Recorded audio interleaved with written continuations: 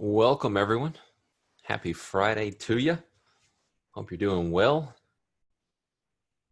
Let's dive into it. This is your time. This is what we dedicate to you guys each week. So please go ahead and start clicking that Q&A box and submitting those questions, and I'll do what I can for you.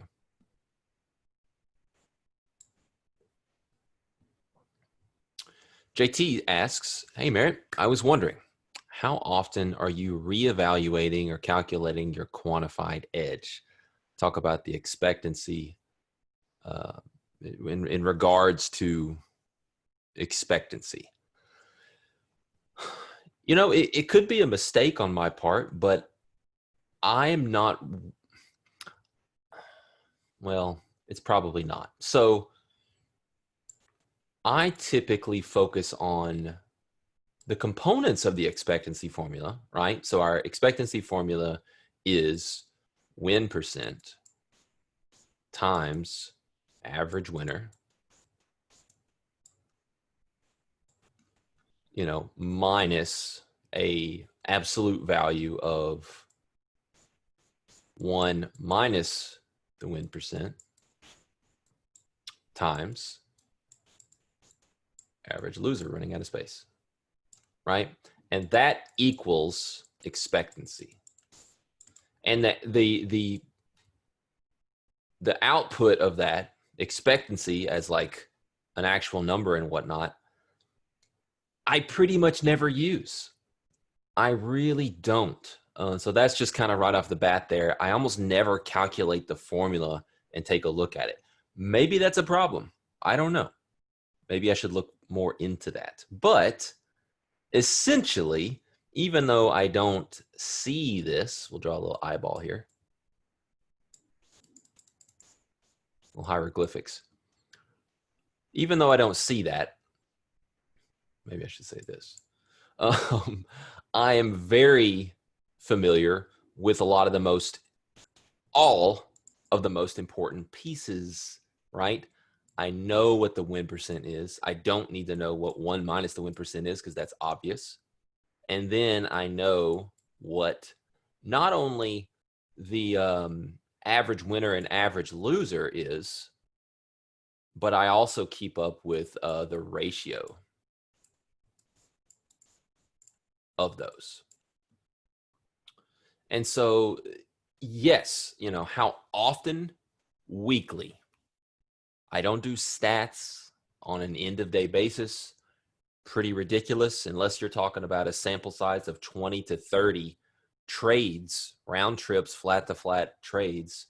Then, you know, stats are not very meaningful. If you took 3 or 4 trades today and your win percent was 75% or 100% or 25% or 0% or 100%, it doesn't matter. It really doesn't. Stats only become meaningful to us over general, you know, decent sample size, and that's 20. Experts say 30. I'm okay with 20. So yeah, on a weekly basis, to directly answer the question, is when I do that, as well as monthly. So weekly and monthly reviews, where we set aside time to do things a little differently. End of day reviews are critical. End of day reviews is where we're going to go from preparing to go do something, right? Process goals. Oops. It's so hard. I don't know if you guys know this, but it's so hard to talk and speak out a word and try and draw it with a mouse at the same time. You end up butchering what you're trying to do. It's very hard for me for some reason. Our preparation process goals into the actual activity, right, portion, which then go into that daily review work. And it all really needs to center around process goals, what you did that day, well, poorly, what you need to do going forward into the review. And that needs to feed right back into your prep. And so this is kind of the daily cycle. And guess what? There's no stats in here. But at the end of the week, at the end of the month, those type things, we can do kind of a review process, but not only does it need to review the activity and our psychology and how well our prep is in terms of analytically, um, how well our execution is relative to process, but we need to now take a look at the stats, right? And the stats are going to give us some really nice information as we move towards what do I want to do better next month, right? What am I working towards? How am I progressing? Those type things, and stats can become really important on that type of a time frame. Oh boy, it's a Toby question. Oh, I don't know if I can do it. All right. What things have had the most positive impact on your trading lately? Interesting. Maybe we can learn something from your experience. Toby, always with the solid questions. Most positive impact on my trading lately. I take it that this needs to be some type of external force.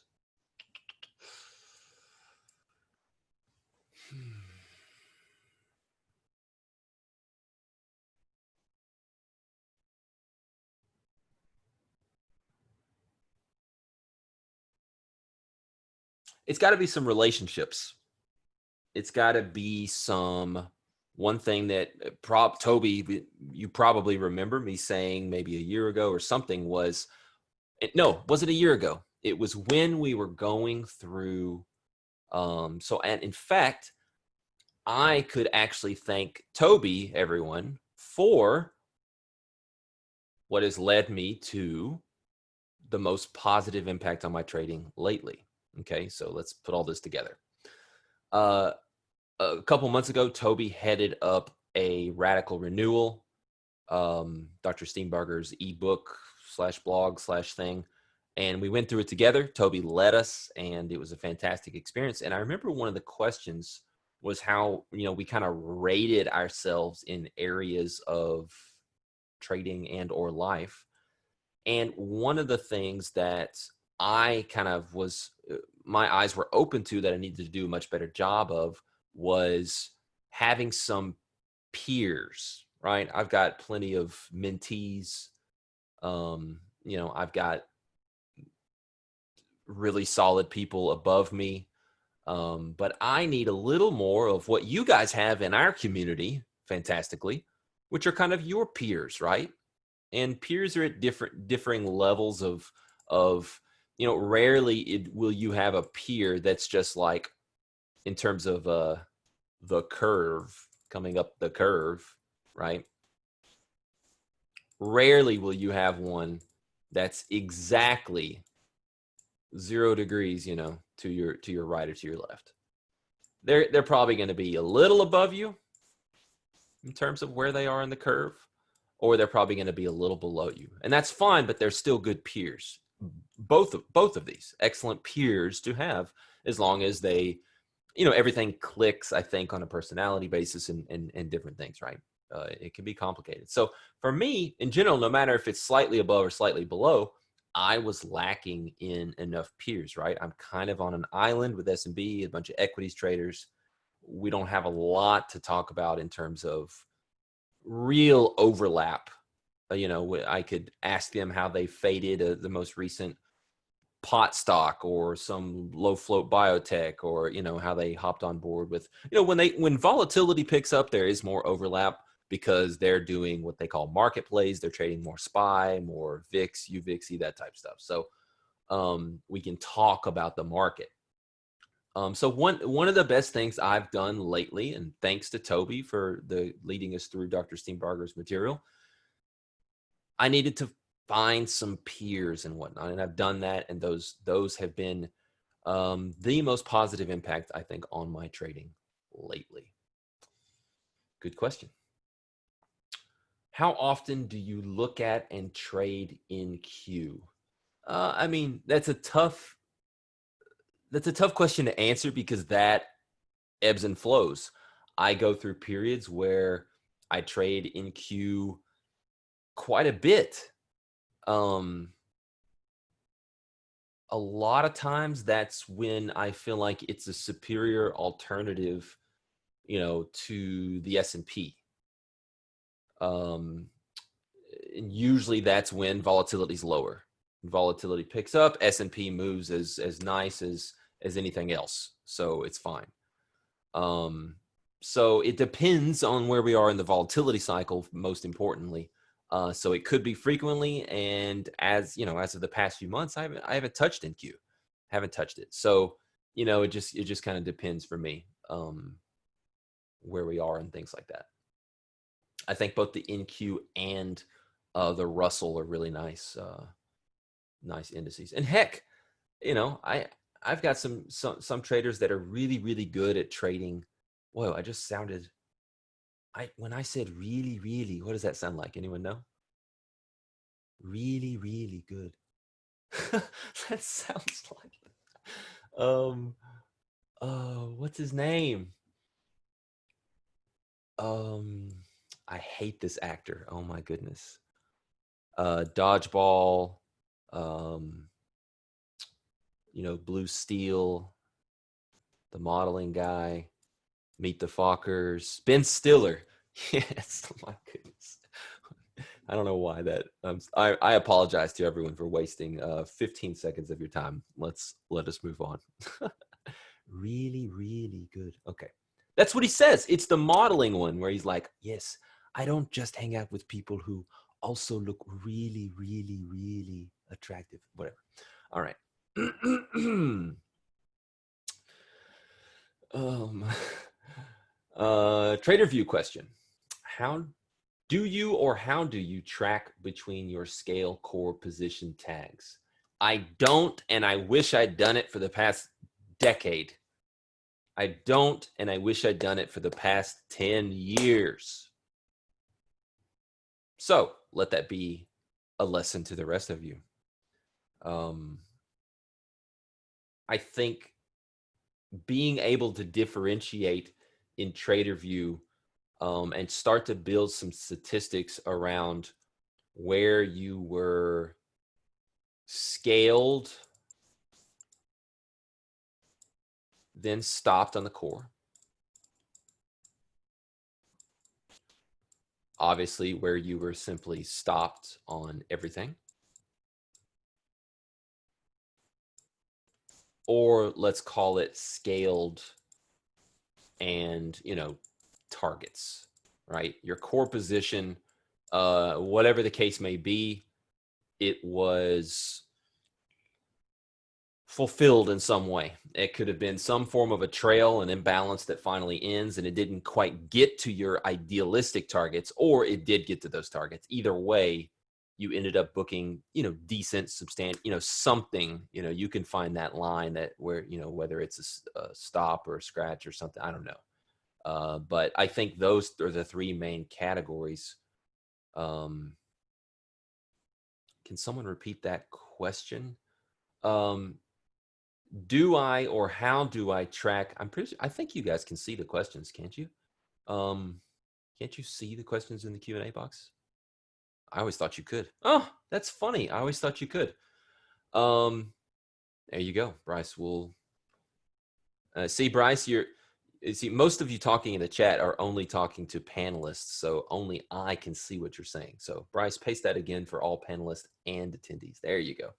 That's the question. So, are you tracking in Trader View or whatever? We're not, Trader View salesmen out here. It's a great tool. It's what we use. But are you tracking via tags or something what you're doing between your scale or your core? So this is one thing that I wish I would have done. But another thing is what he's talking about, which I don't believe is possible in Trader View in particular. You'd have to do something custom in Excel or something, because in Trader View, we have to choose, right? Our fills, that data. Well, it comes into Trader View, and you pretty much go one of two routes. One that I prefer is pretty much split them whenever possible. And, there's other options which tend to intelligently or whatever combine fills. So for example, market's trading along here. I get long, I scratch it, I immediately get back in long, and then I exit. The way I tend to prefer is over here, this is trade 1, which was a scratch for a tiny gain. This was trade 2, which was, a decent winner. If you go the other route, it's going to merge these two together, and it's going to say trade 1, even though you got flat, right, was from here, you were flat, you re-entered, you got out. That is one trade, right? So we've got decisions to make there. Either way, you're not getting info on, again, let's say you scaled here. You scaled, and then you scratched everything, and then you scaled, and then you flattened everything. Either way, you're not getting a differentiation between scales, their win percent, their risk reward, average win, average loss, and core positions and what they're doing. So that's not something I've ever done. That's something I wish I had data on. I think it would be very, very powerful. And maybe it's about time I did something about it. Maybe it's about time we figured something out and started doing that, whether it's Excel, whether I talked to Greg at TraderView. Greg has never not implemented something that I've asked for. And so maybe I can have a conversation with him and see if TraderView can work something out for us, because that would be powerful, wouldn't it? And that would save us a lot of work if they could do it on the back end. We're going to check it out. Though, like, how do they know what was a scale and what was a core? And what if you have 5 different exits in a trade? What's a scale and what's core, right? So tough. Maybe we'll have a think group meeting in the community on it. Yeah. What Toby said, if you tag every single exit or whatnot as either scale or cover or core, then that would give us the info. But again, you'd have to have, if you got long 10 lots and you had 4 different scale outs, of 2 or 3 contracts each, then we don't have that as separate round trip trades, period.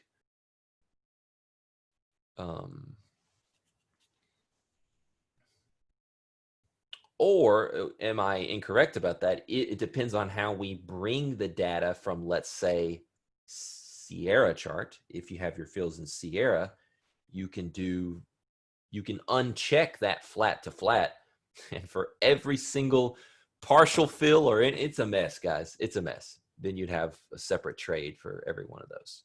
It's not too complicated when you're trading a 2-lot, right? Then you could do that fix that I just said. But if you're trading a lot of contracts, then you're just not going to do that. It's not going to happen. So, all right, let's see what else we got here.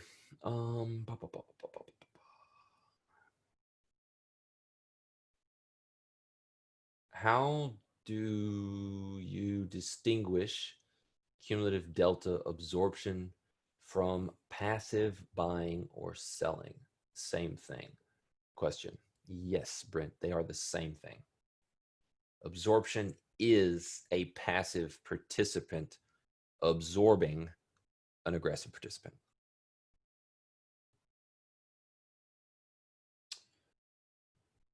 Do you ever trade a failed imbalance pullback? There's a lot of wrong ways to do it, but do you have a specific things to look for in a trade like that? Yeah, I do. And I will even do it at times when I'm simply, so how I'm taking that is, will I ever just simply get short right here? And the answer is yes. More times than not, I'm going to either take an advanced entry from around here or a normal entry from around here. Okay, but sometimes I will go ahead and enter there. It just, again, context is king. That's all that matters. Maybe order flow being a component as well, but context is really, really key. If this is essentially a very, very critical level, will I ever be really aggressive with that and get in as the imbalance fails? From time to time. Specific things to look for: context and order flow. Obviously, what are we sacrificing here? We're going to be sacrificing rhythm, right? So I guess the third component would be some form of price action. If you get, rather than, a normal move up and then you're getting short here, let's say that on this particular general move within almost a medium term rhythm, this was very flaggy, order flow was very weak during this sequence, and we do sacrifice on rhythm and we do take something of a breakdown in medium term momentum, which is essentially what you're doing when you do that.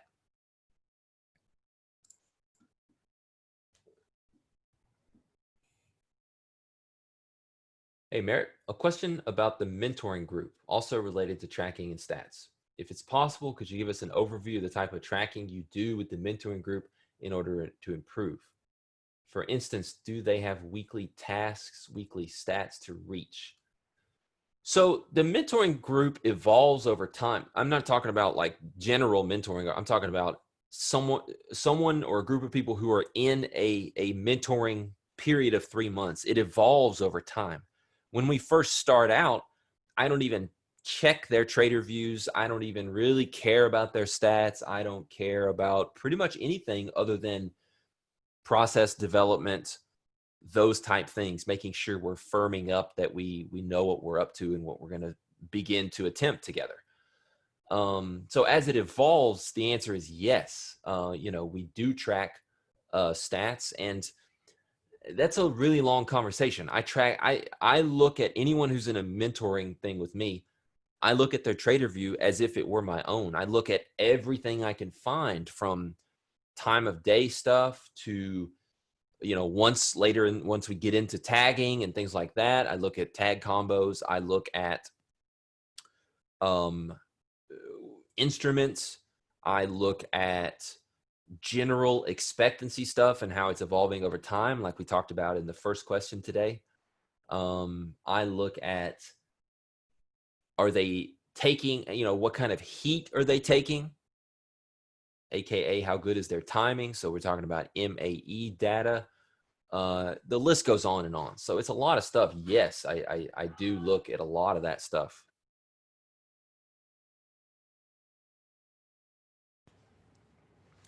So yeah. Do they have weekly tasks? Absolutely. Once we really get into the swing of things and we're really more focusing on their trading, absolutely. We like to, not 100% of the time, but more times than not, any person, we're going to come up with, I'm going to give them an ask of some sort. Sometimes there will be a stat. I will say, here's the problem I've identified in the stats. It takes time before we get to that point in the mentoring. Once we're there, here is the problem. Here, let's explore it together. Here's what I think the issue is that's resulting in the deficient stats. I'm going to ask you to fix it, and here's something we're going to focus on in terms of process for you for the week. That's very often how things will go there. So if you had a smaller account, better to trade 1 ES with no potential to scale, or 10 micros to allow scales? I think I'd go with the micros. I think I like the flexibility. I think I like being able to book multiple areas of profits, just because that's how I prefer to trade. So yeah, I think the micros and the how those have grown and come to be over the past couple of years is one of the best gifts to a retail trader trying to put it all together. Absolutely. Go with the micros. Are you going to end up paying more commissions? Yeah, you are. But it's a better learning tool. It's a great learning tool. You can really size appropriately. If you're trading one lot, well, guess what? You get into a position here. You're looking for it to get up to there. Your stop is here.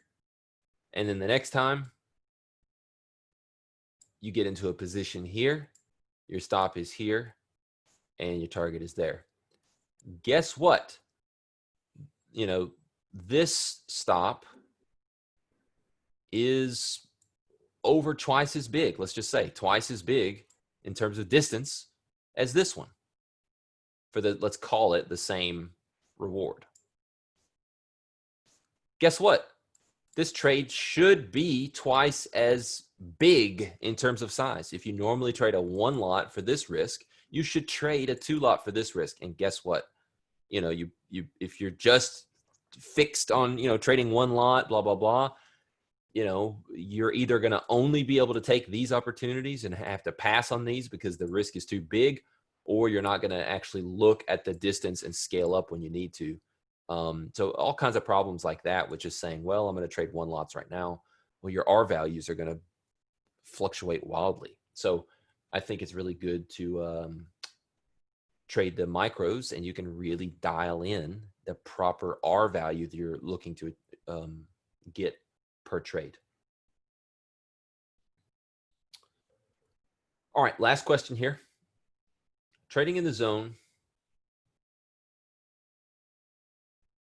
being of the trading in the zone religion. Yes, I would agree with that. So I'm a firm believer in trading in the zone and the principles. I was curious if you were familiar with the stages. Yes, I am. So the stages are first mechanical, then subjective, then intuitive. So I disagree a little bit with that, but it's going to be that way. But I'm a firm believer in something that's not in trading in the zone, and that's always trying to, you know, most times intuitive is lazy in trading. So most times I want people to really try to be more self-aware, try to bridge the gap between subconscious pattern recognition and objectivity. So that's just my first little comment there. So back to the question. As I'm currently trading the mechanical stage, working to adopt the belief of a trade to trade to a series of trades belief, curious your opinions on them and if you did something similar during your development. Sure. I mean, as soon as I finished reading Trading the Zone the first time, I figured out a way to begin for the very next session, the very next day, to go through something mechanical and prove to myself that I could simply go execute that. And that's what it's about. It's about being able to go execute something you set out to do, AKA consistency, right? So yeah, I did that. I thought it was very helpful. It doesn't make you perfect or anything, but you start to gain some of what we could define as confidence as a trader. You start to, you know, begin to trust yourself more than you would otherwise. And you begin to prove to yourself that you can go execute. And as we know, being able to go execute is critical. All right, guys, I've got to step off. Fantastic questions. I feel like I say that every week, but you guys pretty much every week bring fantastic questions. So thank you for that. And I always enjoy this time, and we'll see y'all next week. Have a great weekend.